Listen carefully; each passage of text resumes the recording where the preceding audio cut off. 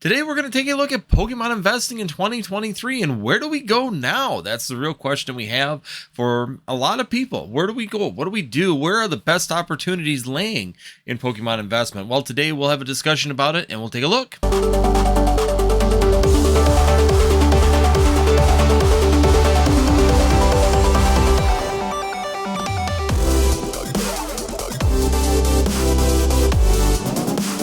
Alright guys, today we're going to take a look at where Pokemon investing in 2023 is looking currently as we are coming into March, mid-March now at this point.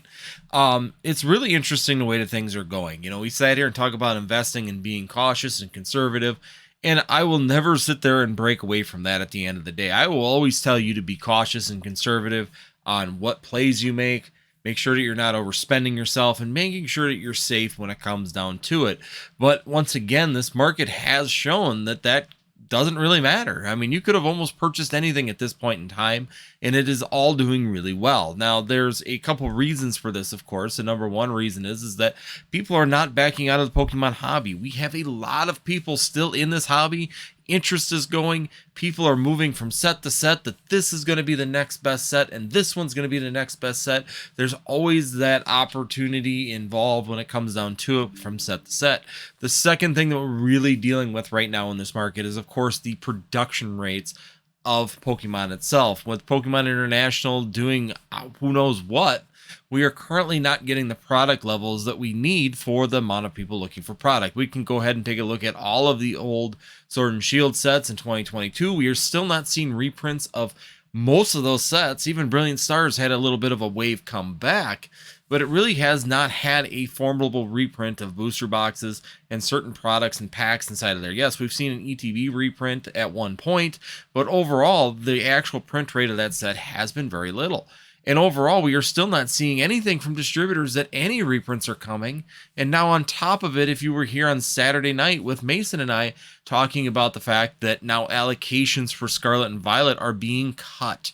That's an unbelievable decision to be making when it comes down to it, with the amount of print space that should be available for Pokemon International to be able to print Scarlet and Violet to death. I mean, we were expecting a typical base set rollout where there would be tons of product available, because we aren't getting reprints of all the other sets. There's nothing coming from Sword and Shield as of right now, according to distributors.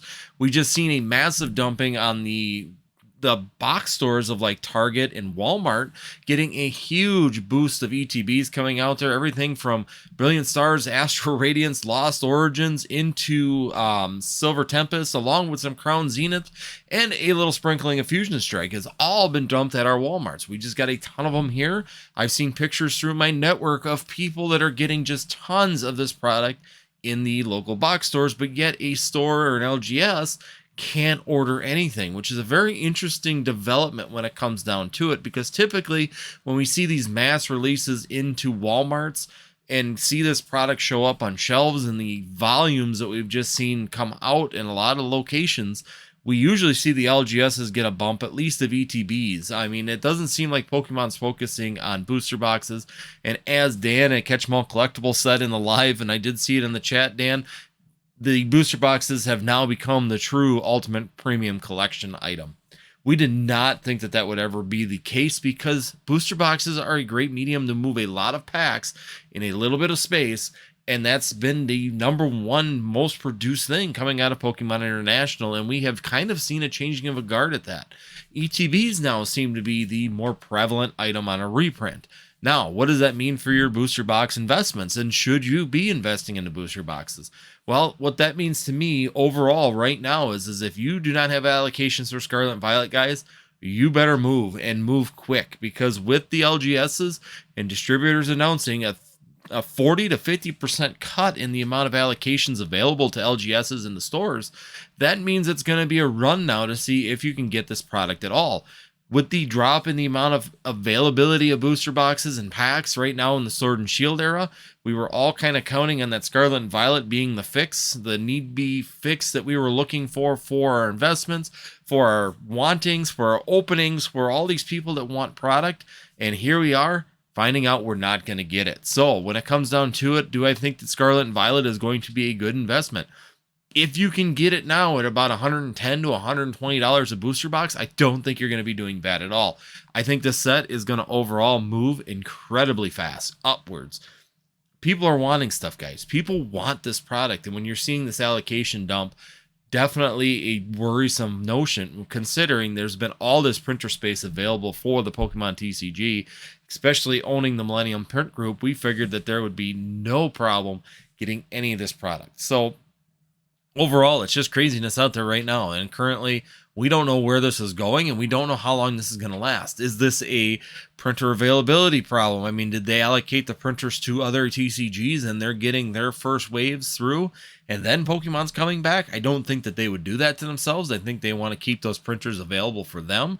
The other question is it a material problem? Are they having an issue trying to get the certain holo foils that they need for Sword and Shield? Maybe the rainbow patterns are difficult to get. You know, there could be one of those small parts for them secret rares that could be holding up the whole show when it comes down to reprints and possibly printing for Scarlet and Violet. It just depends on what kind of textures they use, where they're getting their holo foils, how these things are being allocated, and how they're actually being produced. But overall, could we see these products all of a sudden come in a gangbuster thing? Oh yeah, we could definitely see Pokemon all of a sudden do a print to order and refill everybody's orders that they've been having out there and lingering. Even, for example, like Mason and I were talking about, it's very reminiscent to what was happening back in 2020, early 2021, where people were buying 1,000 booster boxes because they knew they were only going to get 400 of them. Or they were buying 600 knowing they were only going to get 300 of them. They knew that they were going to get their allocations cut, so they were overshooting in order to get that extra product in that they were looking for.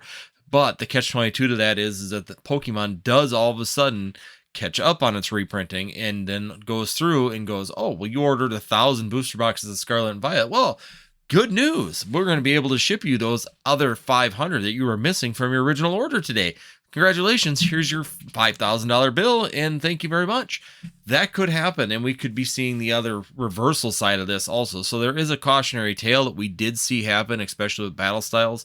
The amount of product, originally that booster box came out, it went right to 180, guys. If you were back there in 2021 when Battle Styles was released, that first initial wave of it was like 180, 175, 180. Some of it was pushing 190. I had people on the channel even saying they purchased a case at 180 a booster box and they thought I'd got a good deal.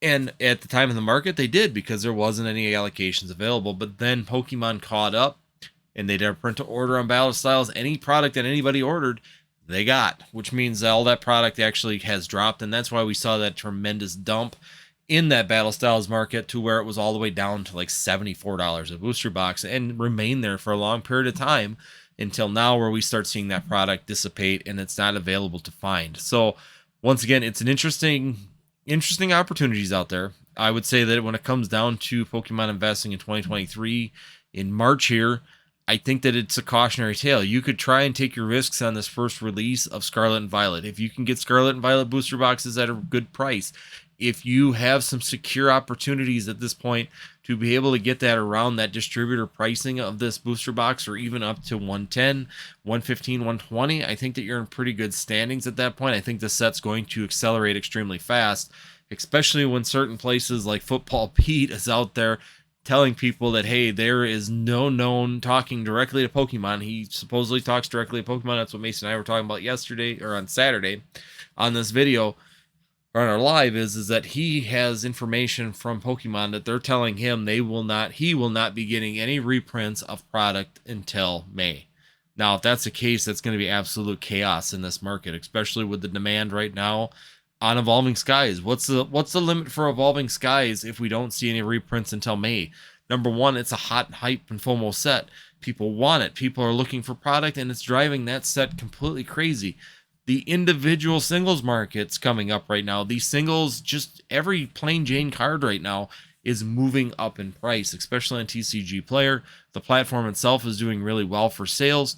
And just standard Vs, the trainer gallery cards, all of these VMAXs and things are just continuing to move up really slow. And once again, that's indicative of a short supply in the market for people to open packs So they're going and buying those singles that they're looking for or want to have. So once again, there's some really good, interesting things happening again. It's feeling really reminiscent to that late 2020 to early 2021 where we just had no product available on the shelves. You were going to your Walmart, you weren't finding any products up until all of a sudden this week. We were getting tons of ETBs and tons of product, but who knows how much of that product is going to remain and how long you'll be able to find that at the end of the day. And once again, these are all things to keep in mind. Putting a lot of money in allocations right now and purchasing this stuff at higher pricing in this current market may not be advisable, just because of the fact that at any point Pokemon might get that one piece of material that they're missing, that one thing that they need that's holding up the lines. Maybe they're just waiting for machine space. I can't see the reasoning why Pokemon would put so much emphasis into the printing of those Charizard UPCs and all of a sudden not be focusing on Sword and Shield reprints and Scarlet and Violet. So something is causing a hiccup in the whole distribution right now, the whole production side of things. And if Pokemon figures that out, there could also be the cautionary tale that we might be seeing a ton of product come all at once. We might be seeing a October of 2021 repeat where all of a sudden all of our distributors and then all of our LGSs get a whitewash of just tons of product in that they will be selling at less than market prices just to get back that capital that they need in order to survive. So once again, I like the market. If you have product, if you've been sitting on product, and if you've been building up since late 2021 through 2022, now's your time to shine, guys. There's some great opportunities to get out of some of this product. Maybe if you bought 4 cases of a certain set, look at the pricing on it. You might be able to sell 2 of them now and be able to have no money left on your shelf and keep 2 cases behind to see where it goes. That's exactly what I'm starting to do right now, is starting to sell off possibly some of these booster boxes to make it so I have no money left on the shelf and that I'm free and clear of anything that happens with that product. So if it does get a wash, I'm still going to make money on it, guys. And that's the biggest thing is that I would say right now, when it comes down to Pokemon investing, start looking at the security sides of it. If you have built up a good footing or a good amount of product in the side, definitely look at potentially selling some of that, keeping some. Not telling you to sell it all. That would not be necessarily the best idea either, but selling enough so that you no longer have a balance sheet sitting on the shelf, that everything that you have on the shelf is paid for, it's free and clear, you've gotten your money back into your bank accounts, and that way, if this flood happens and we get a ton of product, even tons of Scarlet and Violet, you know, we've got the newest set right now coming out in Japanese with that triple beat, following up with the next one that are going to be combined for our next expansion here. As that kind of progresses in and moves forward, it'll be interesting to see how everything turns out at the end of the day, and when and if we are going to be getting a monster reprint of all these different products all at once. One of 2 ways it could go. Pokemon might be just liking it. They're cleaning out their warehouses on every set. Everything's leaving. They got everything always fresh and clean and ready to go.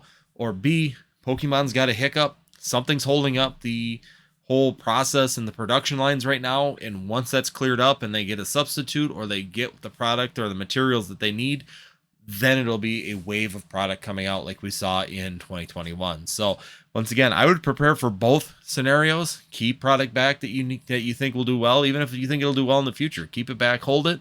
Take some of those items that are a little bit more risky, such as Chilling Rain right now. Guys, Chilling Rain's a great opportunity right now to get out of it, especially if you purchased it at $80 a booster box. It's almost pushing $150. Crazy to think. This was something we didn't think would happen for 4 to 5 years. And here we are a year and a half, 2 years later, and it is just skyrocketing. Fusion Strike doing extremely well also, even with the ETB reprints. Brilliant Stars flying through. Astral Radiance now coming up. You know, Lost Origins pushing $130 a booster box. And these are all the latest sets. Even Silver Tempest pushing $125 a booster box, which is pretty unheard of on the time point period of these particular sets. So once again, guys, keep that in mind. Definitely some good opportunities to get out of some things. Definitely some good opportunities to clean off the shelves, get down to a specific point that you want to be at, because hey, sometimes we bought some things because they were available and we didn't know when the next thing would be available. And now is the time to get it out, flush out your systems, get ready to start over, and prepare for 1 of 2 scenarios. If we don't get any reprints of these products, Pokemon's happy the way it is, and we continue to get this continual fight and market building on each one of these products from here on out. Or B, we're going to get a ton of product, and then you could have that capital available for you to be able to purchase more of these more robust products that we've been looking for at a very good price. So definitely keep these couple things in mind as we are moving forward, and we'll keep you up to date as we hear about reprint news, as we hear about things that are moving down the pipelines. We'll try to keep everybody up to date as best as we can moving forward. So hopefully you guys have a great week. Of course, it's Monday today. If you did miss the live on Mason, I will put that up above me, so that way you guys can go ahead and check that one out, and of course enjoy that conversation we had between the two of us. And last but not least, if you do like this kind of content, as always, check out these two videos right next to me, and we will see you next time here on Northwoods TCG.